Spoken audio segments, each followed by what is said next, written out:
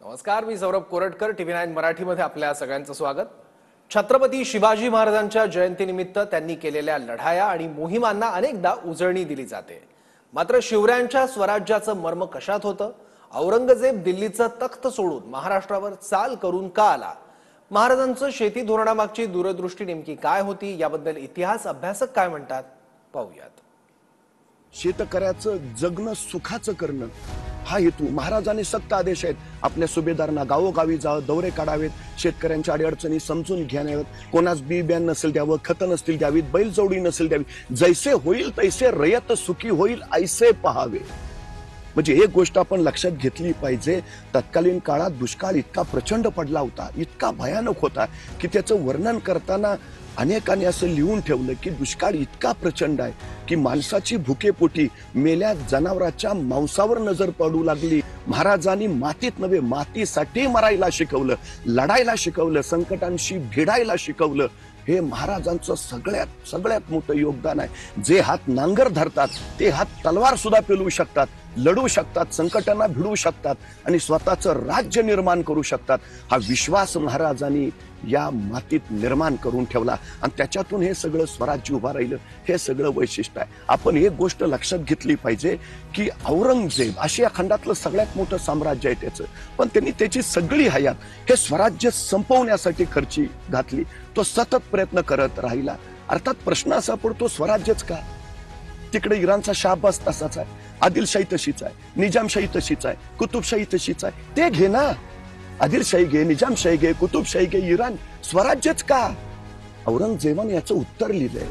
तो असं म्हणतो की इराणचं राज्य शहाबाजचं आहे, विजापूरचं राज्य आदिलशहाचं आहे, नगरचं राज्य निजामशहाचं आहे, गोळकोंड्याचं राज्य कुतुबशहाचं आहे. पण महाराष्ट्रातलं स्वराज्य हे कुणा राजा, सुलतान, सम्राट वा बादशाहचं राज्य नाही, तर ते इथल्या रयतेचं राज्य आहे. आणि जिथं रयतेचं राज्य असतं तिथं माणसं मरायला आणि मारायला कधी मागं पुढं बघत नाहीत. आणि सगळ्यात मोठा धोका येतो हा स्वराज्याचा प्रयोग जर सगळीकडे पसरला तर दिल्लीचा तख्तही बचावणार नाही.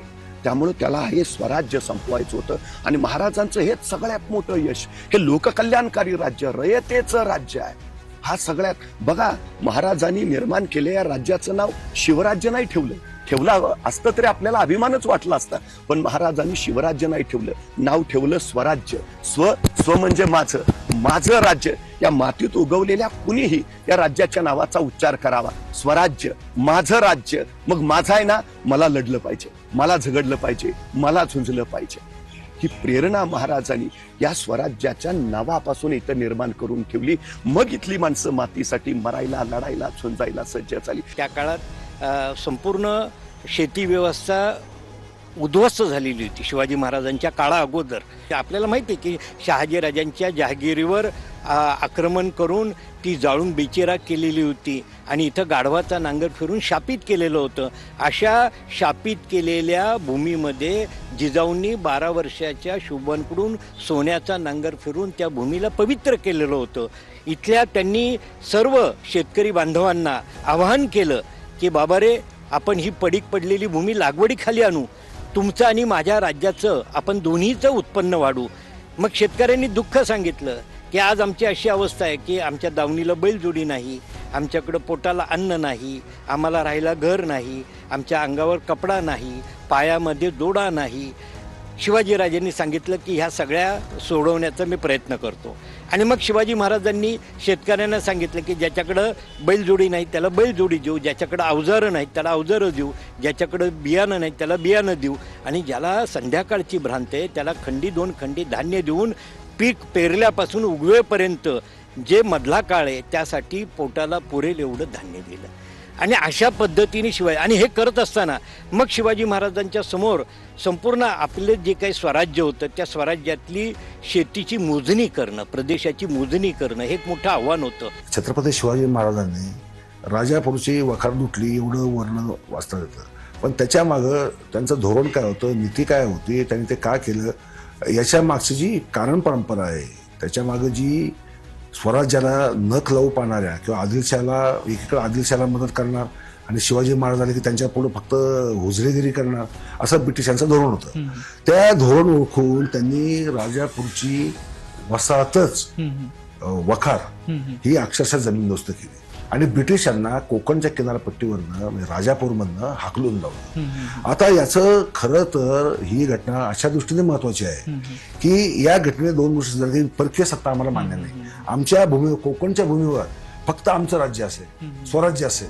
कारण पन्हाळ्याला ज्यावेळेस वेढा पडला होता त्यावेळेस ब्रिटिशांनी आदिलशहाच्या फौजांना, सिद्धी मसूद वगैरेंना तोफांच्या आणि दारूगोळ्याचा पुरवठा केला होता. म्हणजे ही विश्वासघातकी आहे हे शिवाजी महाराजांनी ओळखत होतं. त्यामुळे त्यांना ही जरब बसवणं हे गरज होते. ब्रिटिशांना जरब बसवण्याचा फायदा झाला की फ्रेंच त्यांच्यावरही जरब बसली. पोर्तुगीजांनी तर गोवानंतर ओलांडायचं धोरणच ठेवलं नाही. म्हणजे अशा पद्धतीने त्यांनी परकीयांना जरब बसवण्याचं हे एक मोठं एक धाडसी. कारण त्यावेळेस मोगल सुद्धा त्यांच्या विरुद्ध जायला तयार नसायचे. आदिलशाह तर त्यांच्या बरोबर मिळून हातात हात घालून व्यापार करायचा. त्यावेळेस छत्रपती शिवाजी महाराजांनी त्यांच्याबरोबर नुसतं झिडकारलं नाही तर त्यांना धडा शिकवला.